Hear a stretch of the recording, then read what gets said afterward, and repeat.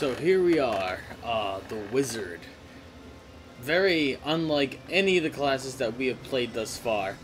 You'll notice that, this is the square. This is our melee. It doesn't do much, or does it?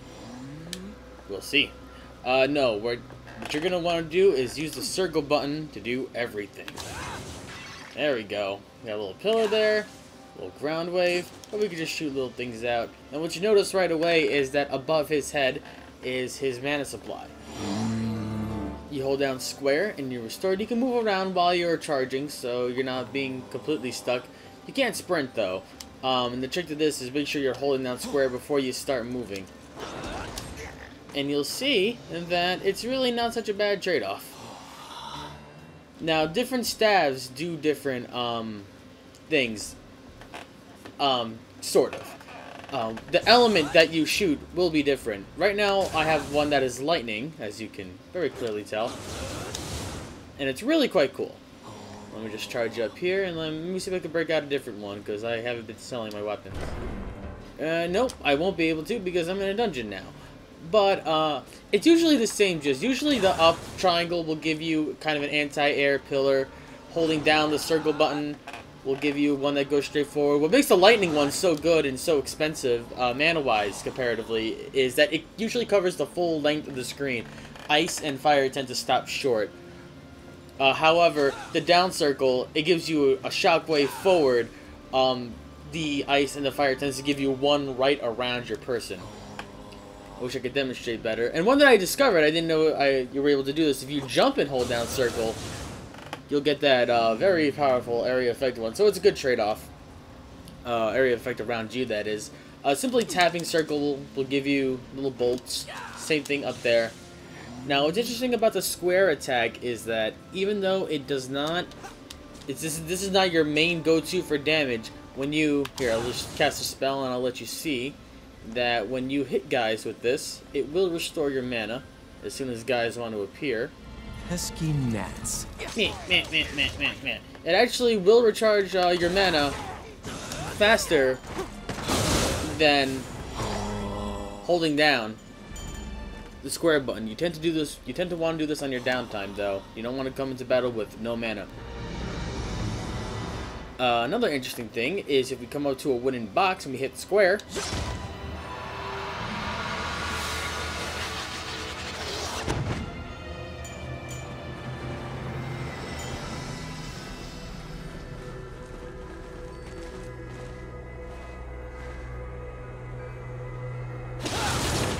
Have one golem out at a time. You can have two though. I have seen NPC characters do two. Let me just get some mana back.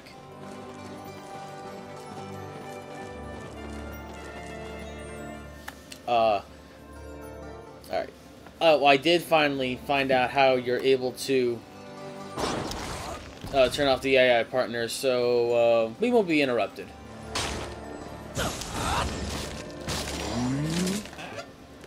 Another very distinct thing, Oh my. I'm sorry, lost my train of thought there.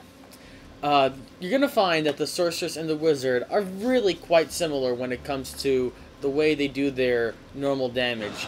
Their normal attacks with the circle button are gonna be pretty much the same because they also use staves, wands, and the like. However, they do have different major spells, is what I'm going to call them.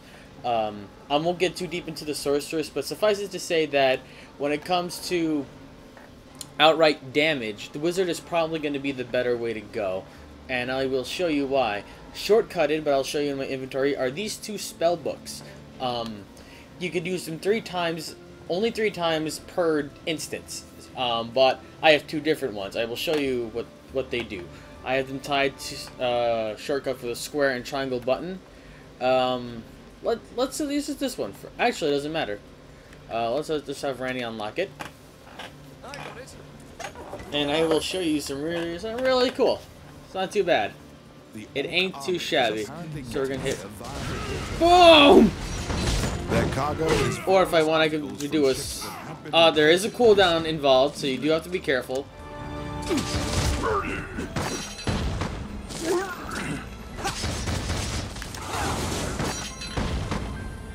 so you just can't be spamming those very powerful spells. But as you can see, they're very much worth doing if you're able to. If you're in a pinch, tend to maybe want to save them for a boss fight. Yeah, it is quite an outstanding thing. Also, before I came here, I got the levitate thing. It says you double jump, and this bro is totally floating. So, because something else you're gonna want to notice is that the dodge, the evade, it's really quite good because it's fast. But you notice that it does consume mana. For the sake of experimentation, let's yeah, so you can't even do a basic one. Can you still evade if you have no mana? Nope. You won't evade the same way. You'll be bound to a little hop backwards or whatever direction you go. If you don't have proper mana. So you can't even dodge right. Everything is very dependent on mana for the wizard.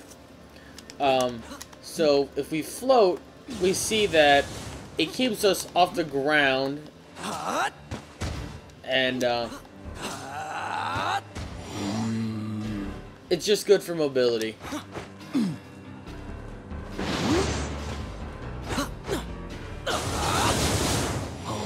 Alright. Alright, let's move on. So I do definitely want to show you the other spell that I have. And what better to do than things that most people hate, spiders. It's actually going to be a complete waste of spell, but no.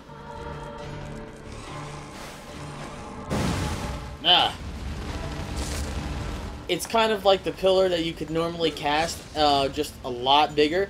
I'm pretty sure it might do more damage, and it definitely stays out for quite some time. It's good to be in maybe more narrow corridors. You may be able to create like an area of denial if you want to keep certain enemies out. But hopefully we can make short work of this Harpy when we get to it. For now, let's ow! That was my bad. Pesky gnats. Those are bats. Almost, but they are bats. Do those things home?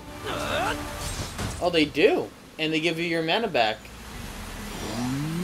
On the ground, you'll recharge your mana. But if you manage to do it in the air, you'll create 3 orbs that... Wait. Oh, no. I lied. Doesn't regenerate mana. But they do home, and it is easy damage, I suppose. 30 mana compared to the cost of some of your spells is relatively cheap. It's definitely worthy to know that if you're rocking a fire weapon and you're in water, you can't cast. Straight up, you cannot cast unless you do jump up and do your air attack. It will not. It simply will not let. It won't. I'm surprised that the water doesn't just electrocute you.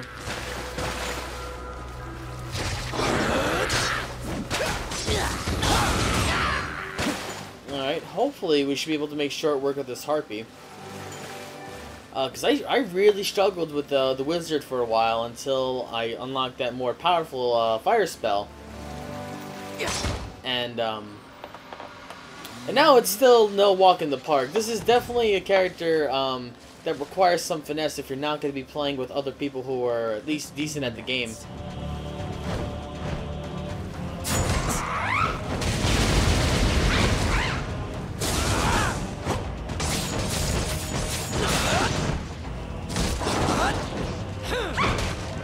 See, I already got a recharge.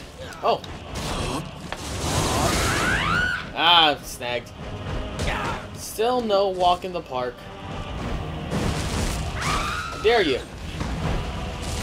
So, your own fire doesn't hurt you. So, have at it. You can just stay in the fire and recharge your shit. See? The wizard's damage output, especially at a distance, is really quite good. It's definitely much more than the elves, who's modest at best to be able to, you know, for the sake of balance. But no, that is totally your wizard. lots of fun. Let's, that means I've got all but one more to do for the classes, and that is, the very semi-controversial, and I put controversial in giant quotes, sorceress.